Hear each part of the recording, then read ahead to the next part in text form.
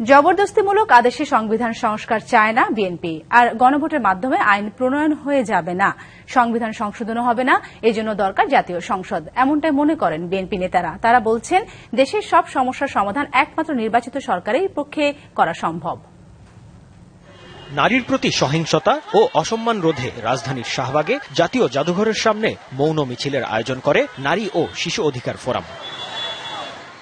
সমাবেশে অংশ নিয়ে একই দিনে জাতীয় নির্বাচন ও গণভোটের বিষয়ে কথা বলেন বিএনপির স্থায়ী কমিটির সদস্য সালাহ উদ্দিন আহমেদ। বলেন, সই হওয়া জুলাই সনদের বাইরে চাপিয়ে দেওয়া কোনো কিছু মানবে না বিএনপি। গণভোটের মাধ্যমে একই দিনে জাতীয় সংসদ নির্বাচনের দিনে জনগণের সম্মতি গ্রহণের জন্য যে প্রস্তাব করা হয়েছে সেটাকে আমরা স্বাগত জানিয়েছি।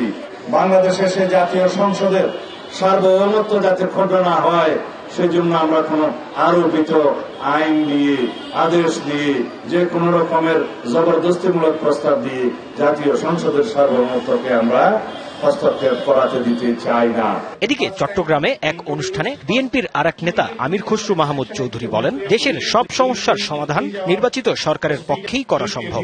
বাংলাদেশের সবচেয়ে বড় আজকাল জনগণের চাহিদা একটা গণতান্ত্রিক অর্ডার ফিরিয়ে আনা, সেটা সম্ভব একটা সুষ্ঠু নির্বাচনের মাধ্যমে। বাংলাদেশের মানুষের প্রধান যেটা চাহিদা যে এই মুহূর্তে, সেটা হচ্ছে একটা উৎসবমুখর নির্বাচন।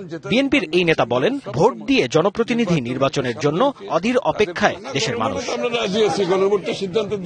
জাকারিয়া খান, ডিবিসি নিউজ, ঢাকা। একটি বিশেষ দলকে গুরুত্ব দিয়ে একই দিনে জাতীয় নির্বাচন ও গণভোটের সিদ্ধান্ত নিয়েছে অন্তর্বর্তী সরকার, এমন অভিযোগ করেছে জামায়াত সহ 8 দল। তারা বলছে, সরকারের আচরণে সুষ্ঠু নির্বাচন নিয়ে শঙ্কা তৈরি হয়েছে। প্রধান উপদেষ্টার ভাষণের প্রতিক্রিয়া জানাতে সংবাদ সম্মেলনে তারা অভিযোগ করেন, একটি দলের হয়ে কাজ করছেন 3 জন উপদেষ্টা, তাদের অপসারণের দাবি করেন 8 দলের নেতারা।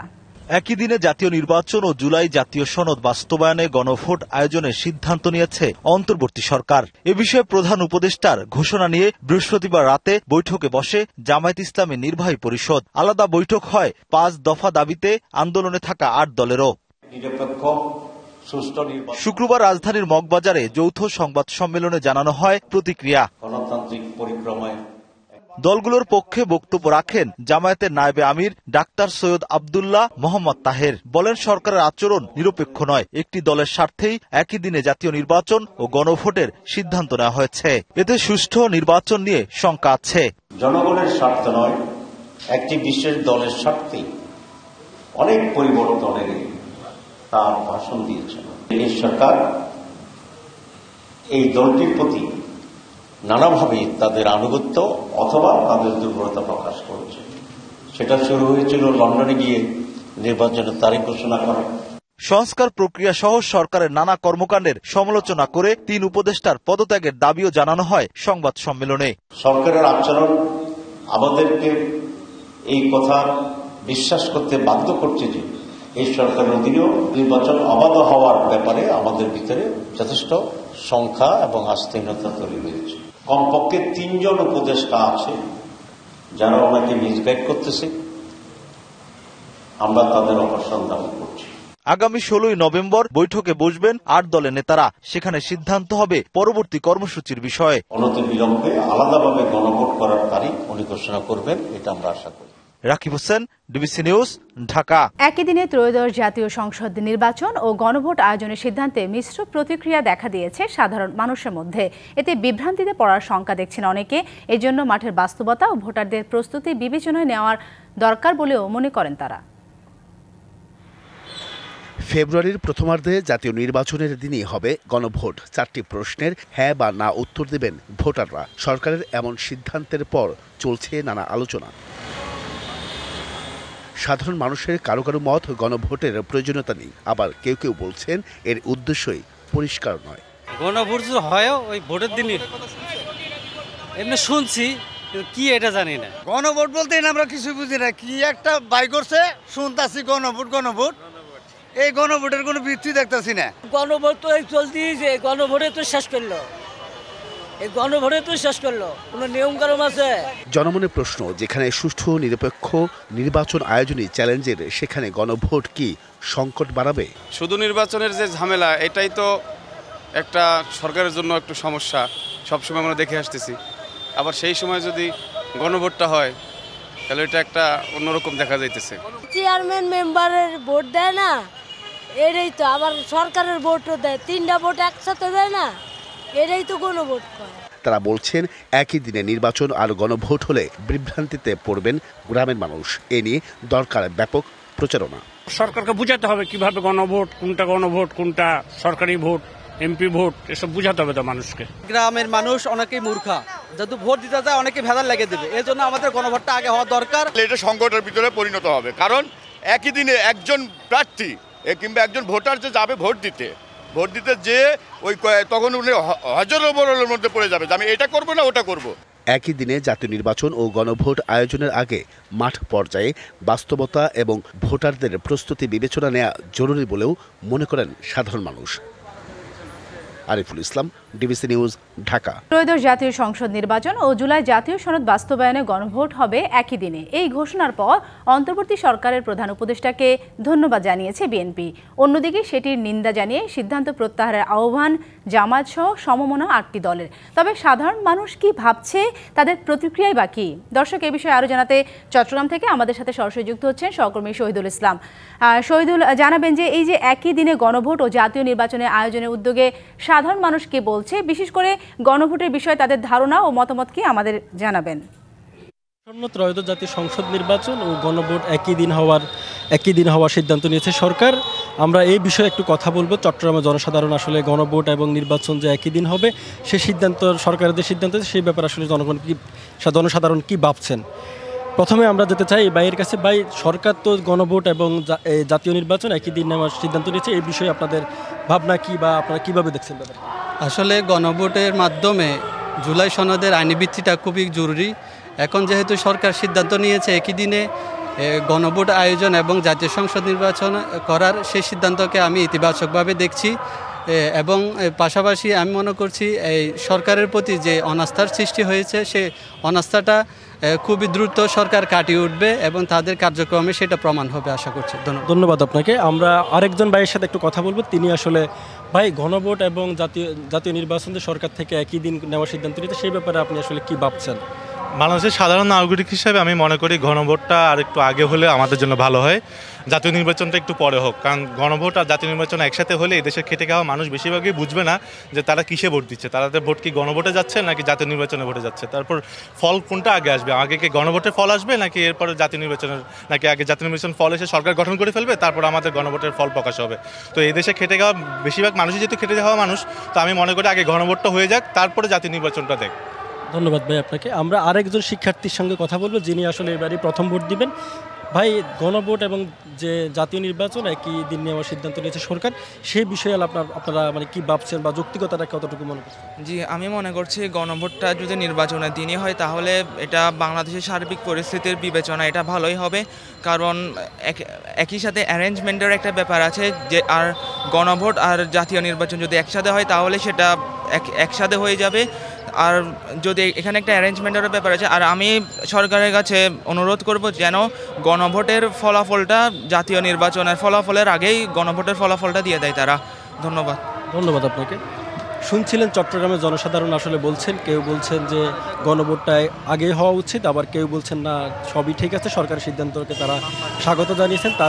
তারা বলছেন যে গণভোট এবং নির্বাচন যে একই দিন অনুষ্ঠিত হলে তারা জনসাধারণের ভোট দেওয়া যে ভোটাধিকার প্রয়োগ করবেন, তারা সেই সিদ্ধান্তকে আসলে স্বাগত জানিয়েছেন। এই ছিল চট্টগ্রাম থেকে আমার কাছে থাকা সবশেষ খবর। অসংখ্য ধন্যবাদ আপনাকে। ত্রয়োদশ জাতীয় নির্বাচন অবাধ, সুষ্ঠু এবং অন্তর্ভুক্তমূলক করার প্রতিশ্রুতি পুনর্ব্যক্ত করেছেন প্রধান উপদেষ্টা অধ্যাপক মোহাম্মদ ইউনূস। বৃহস্পতিবার সন্ধ্যায় ঢাকার রাষ্ট্রীয় অতিথি ভবন যমুনায় সফররত ব্রিটিশ আন্তর্জাতিক উন্নয়ন মন্ত্রী ব্যারনেস জেনি চ্যাপম্যানের সাথে সাক্ষাৎকালে তিনি এই মন্তব্য করেন। এ সময় দুই নেতা ফেব্রুয়ারির সাধারণ নির্বাচন, অবৈধ অভিবাসন মোকাবেলা, বাণিজ্য বৃদ্ধি, রোহিঙ্গা সংকট এবং বিমান ও সমুদ্র খাতে সহযোগিতা বৃদ্ধি সহ নানা বিষয় নিয়ে আলোচনা করেন। প্রধান উপদেষ্টা বলেন, সন্ত্রাস বিরোধী আইনের অধীনে আওয়ামী লীগের কার্যক্রম স্থগিত করা হয়েছে এবং নির্বাচন কমিশন নিবন্ধিত রাজনৈতিক দলের তালিকা থেকে বাদ দেওয়ায় তারা নির্বাচনে অংশ নিতে পারবে না। এছাড়া দুই নেতা রোহিঙ্গা সংকট এবং বাংলাদেশের আশ্রয় শিবিরে বসবাসরত শরণার্থীদের জন্য অব্যাহত মানবিক সহায়তার প্রয়োজনীয়তা নিয়েও আলোচনা করেন। ফেব্রুয়ারিতে ত্রয়োদশ জাতীয় সংসদ নির্বাচন। সারা দেশ প্রস্তুত হচ্ছে একটি অবাধ, সুষ্ঠু ও গ্রহণযোগ্য নির্বাচনের জন্য। কি ভাবছেন সাধারণ মানুষ থেকে শুরু করে আগামী জনপ্রতিনিধিরা, সে কথা জানাতে ডিবিসি নিউজে ইলেকশন এক্সপ্রেস ছুটে যাচ্ছে সব সংসদীয় আসনে। এখন রয়েছে সংসদীয় আসন 116 ভোলা 2-এ। CSRM ডিবিসি ইলেকশন এক্সপ্রেসে আমরা এখন রয়েছি ভোলা 2 আসনে। এই আসনে ইসলামী আন্দোলন বাংলাদেশের পক্ষ থেকে প্রার্থী চূড়ান্ত করা হয়েছে ইসলামী ছাত্র আন্দোলন বুরহানুদ্দিন শাখার সাবেক সভাপতি মুফতি রেজাউল করিম বুরহানিকে। তিনি আজকে আমাদের সাথে অতিথি হিসেবে উপস্থিত রয়েছে। স্বাগত আপনাকে। স্বাগত আপনাদেরকে। এখন যখন ভোটারদের কাছে যাচ্ছেন ভোট চাইতে আসন্ন নির্বাচন উপলক্ষে, ভোটাররা কি বলছেন? স্বাগত ডিবিসি ইলেকশন এক্সপ্রেস আপনাদেরকেও ভোলা 2 আসনের পক্ষ থেকে। ভোটারগণ আনন্দের সাথে বলছেন যে এই নির্বাচনে আমরা স্বতঃস্ফূর্ত অংশগ্রহণ করতে পারবো।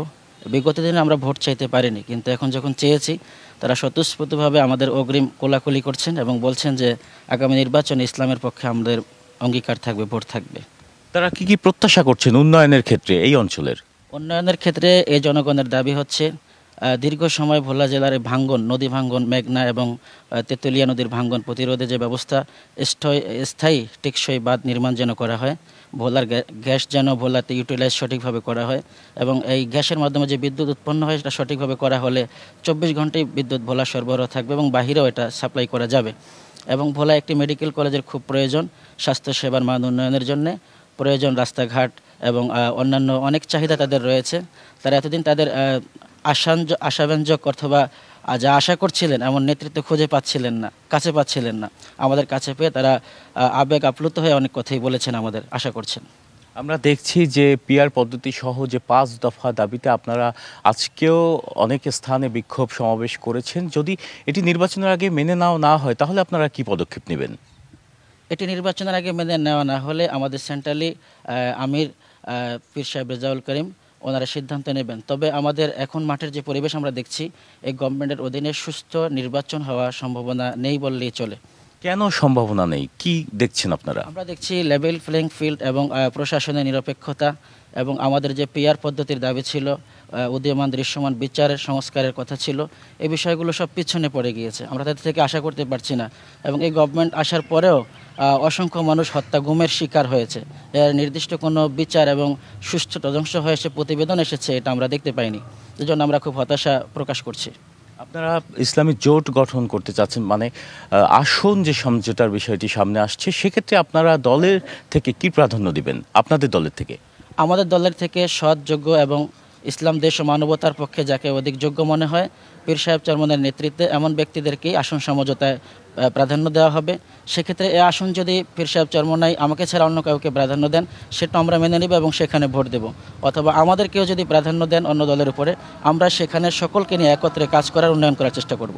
মানে দলের যে সিদ্ধান্ত সেটি আপনারা মেনে নেবেন। এবং এর পাশাপাশি আমরা জানতে চাচ্ছি যে আগামী নির্বাচনে আপনারা প্রধান প্রতিদ্বন্দ্বী হিসেবে কাকে দেখছেন এই আসনে? এই আসনে আসলে প্রধান প্রতিদ্বন্দ্বী আমরা কাউকে ভাবছি না, কারণ এই আসনে ইসলামের পক্ষে যে গণজোয়ার শুরু হয়েছে, সুষ্ঠু নির্বাচন যদি হয় তাহলে ইনশাআল্লাহ ইসলাম বিজিত হবে এবং আমরাও বিজিত হব। জয়ের ব্যাপারে আসলে কতটা আশাবাদী আপনি এই আসন থেকে? বিগত দিনে যেহেতু ইসলামী আন্দোলন বাংলাদেশ এই আসনে কোনোবারই জয়ী হতে পারেনি, সেক্ষেত্রে এবার কি ভাবছেন? এবার জয়ের ব্যাপারে আমরা 100% আশাবাদী। এই জন্যে যে জনগণের সাথে আমরা ফিল্ড ওয়ার্ক করে, গণসংযোগ করে যা বুঝতে পেরেছি, জনগণ আর অন্যায়, হত্যা, গুম এবং চাঁদাবাজি এগুলো চায় না। বিগত দিনে বরাদ্দ হয়েছে কিন্তু ব্লক ফালানো হয়নি, নদী ভেঙে মানুষগুলো সব চুরমাচার হয়েছে। মানুষের আর্তনাদ আপনি যদি খুঁজেন তাহলে কেঁদে কেঁদে আপনাকে সব কিছু বলবে। মানুষের এখন একটাই চাওয়া যে সৎ, যোগ্য। আমরা আর এরকম ভেজালযুক্ত নির্বাচন চাই না এবং ভেজালযুক্ত জনপ্রতিনিধি চাই না। আমরা আশাবাদী এক্ষেত্রে 100% ইসলামী আন্দোলন বাংলাদেশ আমরা দাওয়াতি কাজ করছি এবং ইসলামের পক্ষ বিজয় হবে ভোলা 2 আসনে। যেমনটি শুনছিলেন এখানের প্রার্থীরা, তারা জয়ের ব্যাপারে শতভাগ আশাবাদী। ভোলা 2 আসনে ছিলাম আমরা সকাল থেকে, এরপরে থাকবো ভোলা 3 আসনে, সেখান থেকে জানবো নির্বাচনী ভাবনা সম্পর্কে। ততক্ষণ পর্যন্ত দেখতে থাকুন CSRM ডিবিসি ইলেকশন এক্সপ্রেস। কাগজে কলমে নয়, তিস্তা মহাপরিকল্পনা বাস্তবায়ন দৃশ্যমান করার দাবি জানিয়েছে তিস্তা আন্দোলনের কয়েকটি সংগঠন। সকালে রাজধানী মানিক মিয়া অ্যাভিনিউয়ে তিস্তা নদীর পানির ন্যায্য হিস্সা আদায় ও তিস্তা মেগা প্রকল্প বাস্তবায়নের দাবিতে মানববন্ধনে এই দাবি জানান তারা। বক্তারা বলেন, উত্তরাঞ্চলের জীবন ও প্রাণ রক্ষায় তিস্তা মহাপরিকল্পনা বাস্তবায়ন জরুরি। এ নদীর ভাঙনে বিলীন হচ্ছে আবাদি জমি ও জনবসতি, বিপন্ন হচ্ছে জনজীবন। নদীর স্বাভাবিক প্রবাহ বাধাগ্রস্ত হওয়ায় জনসংকট ও জীবিকার অনিশ্চয়তা দেখা দিয়েছে বলেও জানানো হয়।